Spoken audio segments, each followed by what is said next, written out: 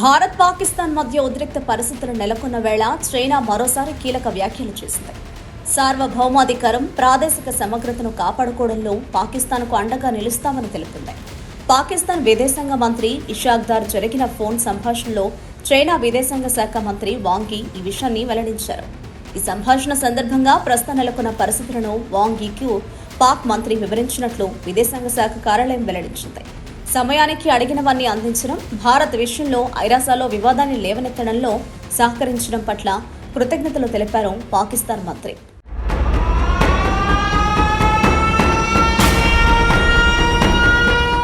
సవాళ్లతో కూడిన పరిస్థితుల్లోనూ పాకిస్తాన్ సంయమనంతో ఉందని, బాధ్యతాయుత విధానాన్ని అవలంబించిందని వాంగ్ యీ పేర్కొన్నారు.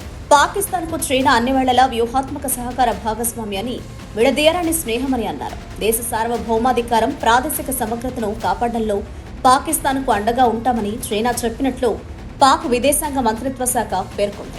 మరోవైపు యుఏఈ డిప్యూటీ ప్రధానమంత్రి, విదేశాంగ మంత్రి షేక్ అబ్దుల్లా బిన్ జాయద్తోనూ ఇషాక్ దార్ మాట్లాడారు.